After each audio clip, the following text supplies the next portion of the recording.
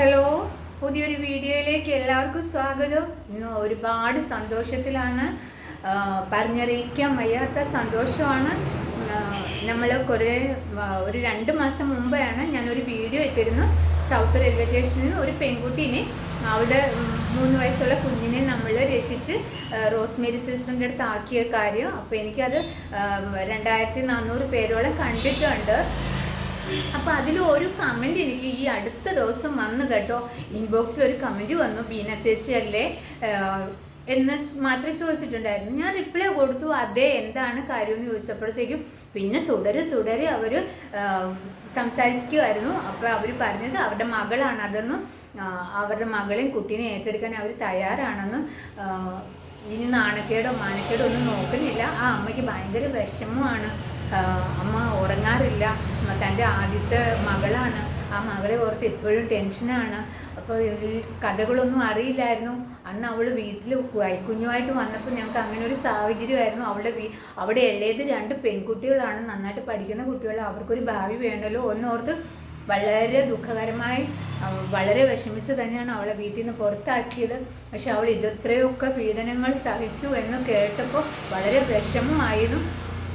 അവരുടെ പ്രാർത്ഥനയുടെ ഫലമാണ് ഈ വീഡിയോ കാണാൻ ഇടയായിരുന്നു. അതിനോടനുബന്ധിച്ച് അവരുടെ ചെറിയ മോളുടെ കോളേജിലുള്ളൊരു കുട്ടി ഈ വീഡിയോ ആ മകളെ കാണിച്ചു കൊടുത്തു. ഇതേപോലെ പെട്ടെന്നുള്ള ഒരു ഇതായിരുന്നു. പക്ഷെ ആ പെൺകുട്ടിക്ക് മനസ്സിലായി തൻ്റെ ചേച്ചിയെക്കുറിച്ചാണ് പറയുന്നതെന്ന് അറിഞ്ഞപ്പോൾ അവൾ വീട്ടിൽ വന്ന് സംസാരിച്ചു എന്നൊക്കെ പറയുന്നു. അതിനുശേഷം ഞാൻ ഫോൺ നമ്പർ കൊടുത്തു. റോസ്മേരി സിസ്റ്ററിൻ്റെ അഗതി മന്ദിരത്തിലെ അഭയ കേന്ദ്രത്തിൽ ഫോൺ നമ്പർ കൊടുത്തു. അവർ വിളിച്ച് സംസാരിച്ചു, അവർ കാണാനും വന്നു. അപ്പോൾ പെൺകുട്ടിക്ക് കുറച്ച് ഇമ്പ്രൂവ്മെൻ്റ് ഉണ്ട്. കാരണം അവൾക്ക് മരുന്നുകൊണ്ട് മാത്രമല്ല, നല്ലൊരു സാഹചര്യം, അതായത് ജീവിത സാഹചര്യത്തിൽ കൂടെ മാത്രമേ അവിടെ മനസ്സിനെ താളം തെറ്റിയ സമനില വീണ്ടെടുക്കാൻ പറ്റുള്ളൂ. അവനാണെങ്കിൽ വളരെ സന്തോഷവാനാണ്. അപ്പോൾ ഞാൻ 2 ദിവസം മുമ്പ് ഞാൻ പോയിട്ടുണ്ടായിരുന്നു. ഞാനപ്പോൾ എൻ്റെ ഒരു പ്രാർത്ഥനയായിരുന്നു കേട്ടോ, അവളെയും കുഞ്ഞിനെ ഏറ്റെടുക്കാൻ. ഒന്നെങ്കിൽ ആ കുഞ്ഞിൻ്റെ ഫാദറിൻ്റെ വീട്ടുകാർ അല്ലെങ്കിൽ മദറിൻ്റെ വീട്ടുകാർ വരണം എന്ന് തന്നെയായിരുന്നു ഞാൻ പ്രാർത്ഥിക്കുന്നത് കേട്ടോ. അത് ഞാൻ മാത്രമല്ല, നമ്മുടെ അഭയ കേന്ദ്രത്തിലെ എല്ലാ അപ്പച്ചന്മാരും അമ്മച്ചന്മാരും റോസ്മേരി സിസ്റ്ററും ഒക്കെ ഇത് തന്നെയാണ് പ്രാർത്ഥിച്ചുകൊണ്ടിരുന്നത്. മറ്റൊന്നുമല്ല, അവൻ വളരെ മിടുക്കനാണ് കേട്ടോ.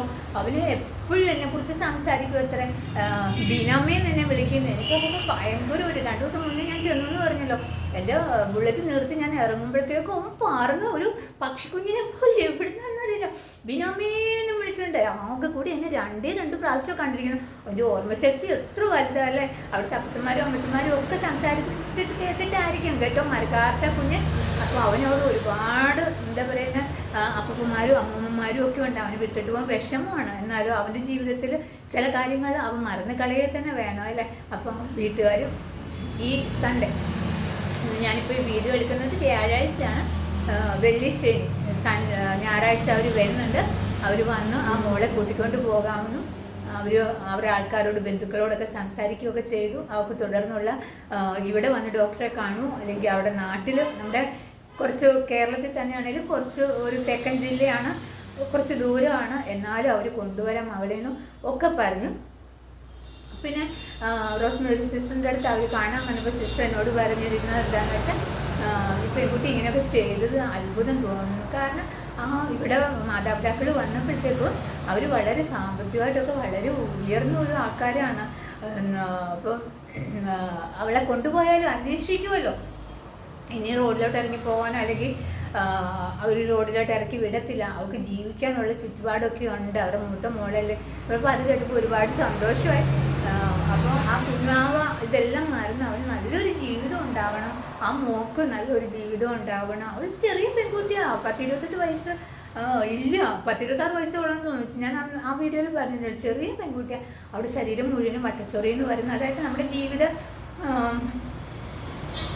സാഹചര്യത്തിൽ എന്താ പറയുക അങ്ങനെയൊക്കെയാണെന്ന് തോന്നുന്നു കേട്ടോ. ഈ വട്ടച്ചൊറി എന്ന് പറഞ്ഞ വൃത്തിയില്ലായ്മയും കൂടിയൊക്കെ അവൾ വേസ്റ്റിലാണല്ലോ കിടന്നത്. പിന്നെ അതുമല്ല ഏതെങ്കിലും അങ്ങനത്തെ ഒരു അസുഖമുള്ള ഒരാളായിട്ട് ബന്ധപ്പെട്ടാലും നമുക്ക് അങ്ങനത്തെ ഒരു അസുഖം വരുന്നതാണ്. അപ്പോൾ അവൾക്ക് ആ രോഗമൊക്കെ ഉണ്ടായിരുന്നു, അതൊക്കെ കുറവുണ്ട്, മരുന്ന് കഴിക്കുന്നുണ്ട്. പിന്നെ മോൻ്റെ ദേഹം മുഴുവനും തലയിലൊക്കെ ചൊറിയാന്ന് പറഞ്ഞല്ലോ, അവൻ്റെ പൂർണ്ണമായിട്ട് മാറി. അവൻ എപ്പോഴും എന്താ പറയുക, അവനെപ്പോഴും ഹാപ്പിയാണ്. അവൻ എപ്പോഴും ഈശോയുടെ പാട്ടൊക്കെ അമ്മമാരും അപ്പച്ചന്മാരും ഒക്കെ പഠിപ്പിച്ചു കൊടുത്തിട്ട് അവൻ പാടിക്കൊണ്ട് നടക്കുകയാണ്. എന്നാലും ഓടി വൈകുന്നേരം രാവിലെയൊക്കെ ഓടി ഗേറ്റിൻ്റെ അവിടെ പോയി നോക്കി നിൽക്കും, വണ്ടിയുടെ ശബ്ദമൊക്കെ കേൾക്കുമ്പോൾ. അപ്പോൾ എൻ്റെ ബീനാമ്മയാ വരുന്നതെന്നും പറയും. അതൊക്കെ കേട്ടിട്ട് എനിക്ക് ഭയങ്കര അത്ഭുതം തോന്നുന്നു കേട്ടോ. ഭയങ്കര സ്നേഹമുണ്ട് എൻ്റെ കുട്ടുവിനോട്. ഞാൻ അവന് കുട്ടുവെന്ന് പേരിട്ടു.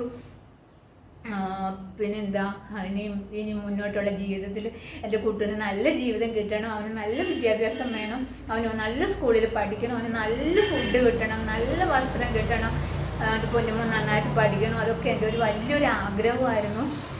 പിന്നെന്താ, അപ്പം എല്ലാം പറയുന്നത് ഞാൻ നിങ്ങളോടാണല്ലോ. എൻ്റെ ദേഷ്യത്തിൽ ഞാൻ ഇന്നലെ ഒരു വീഡിയോ ഇട്ടിട്ടുണ്ടായിരുന്നു. നമുക്ക് കമൻറ്റ് ഇട്ട് തന്നെ ചീത്ത പറയുന്ന ഒരാളെ കുറിച്ച് അവിടെ പോയി അന്വേഷിക്കുകയും പോലീസ് നമ്മൾ കംപ്ലയിൻറ്റ് കൊടുക്കുകയൊക്കെ ചെയ്തു. ഇന്നപ്പം എന്നെ സ്റ്റേഷനിൽ നിന്ന് വിളിച്ചിട്ടുണ്ടായിരുന്നു. അവരെക്കുറിച്ച് ഞാൻ പേരൊന്നും പറയരുതെന്ന് വിചാരിച്ചാൽ ഞാൻ പേരൊക്കെ പറഞ്ഞു, പക്ഷെ സ്ഥലമൊന്നും പറഞ്ഞിട്ടുണ്ടായിരുന്നില്ല. പക്ഷെ ഞാൻ ആ വീഡിയോ ഡിലീറ്റ് ചെയ്തുവല്ലോ. ഡോക്ടർ സുൽഫത്തിന് വൃത്തിയോട് പറഞ്ഞവനാണ്. അപ്പോൾ നമ്മുടെ കൂട്ടുകാരത്തേക്ക് നമ്മളിങ്ങനെയൊക്കെ ചെയ്യുന്നുണ്ടെങ്കിലും നമ്മൾ എന്താ പറയുക, നമ്മൾ ദൈവത്തിനെ വിശ്വസിച്ച് ജീവിക്കുന്നതെന്ന് വിചാരിച്ച് ദൈവമാകാൻ ശ്രമിക്കാറില്ല അല്ലേ. അപ്പോൾ ഞങ്ങൾക്കും ഉണ്ട് ഞങ്ങളുടേതായിട്ടുള്ള ഇമോഷണൽസൊക്കെ ഞങ്ങൾക്കും ഉണ്ട്. ദേഷ്യം വരാറുണ്ട്. അപ്പോൾ എന്താ പറയുക, അതിൽ നിന്നുണ്ടായ ഒരു ദേഷ്യമായിരുന്നു ഞാൻ ഇന്നലെ കാണിച്ചത്. അപ്പോൾ അത് അയാളോട് ദേഷ്യമുണ്ട്, കേസായിട്ട് മുന്നോട്ട് പോകും. എന്നാലും ഞാൻ ആ വീഡിയോ ഡിലീറ്റ് ചെയ്തു. 10-20 പേരെ കണ്ടിട്ടുള്ളൂ. അല്ലെങ്കിൽ നമ്മുടെ വീഡിയോ ഒന്നും കാണാൻ അധികം ആൾക്കാരൊന്നുമില്ല. എങ്കിലും എൻ്റെ ഈ വീഡിയോ കണ്ട ആ പെൺകുട്ടീനെയും കുഞ്ഞുവാവേനെയും കുറിച്ച് വീഡിയോ കണ്ട 2400 പേരുണ്ട്. അവർക്ക് എല്ലാവരോടും ഞാൻ എൻ്റെ ഹൃദയത്തിൽ തൊട്ട് നന്ദി പറയുകയാണ്. നമ്മൾ ചെയ്ത ഒരു കാര്യം അത് വലിയ വിജയമായി എന്ന് തന്നെയാണ് പറയാൻ. കാരണം അവൾ അനാഥയാണ്.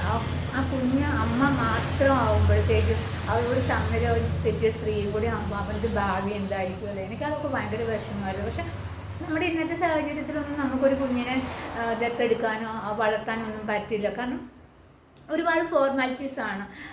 നമ്മുടെ സ്വത്ത് മുഴുവനും എടുത്തുകൊണ്ട് വരുന്ന കുഞ്ഞുങ്ങൾക്ക് എഴുതി വെച്ച് കൊടുക്കണം. അങ്ങനെ ഒരുപാട് ആൾക്കാർ ഒരു കുഞ്ഞിന് വേണ്ടിയൊക്കെ അനാഥമന്ദിരത്തിലൊക്കെ എടുത്ത് വളർത്താൻ വേണ്ടി ചെല്ലുമ്പോൾ അവിടെ ഒരുപാട് നമ്മുടെ ഗവൺമെൻറ് ഒരുപാട് നിയമങ്ങളും ഒക്കെ ഉണ്ടാക്കി വെച്ചിട്ടുണ്ട്. ആ ഫോർമാലിറ്റീസ് ഒന്നും മിക്കവർക്കും പാലിക്കാൻ പറ്റില്ല അല്ല.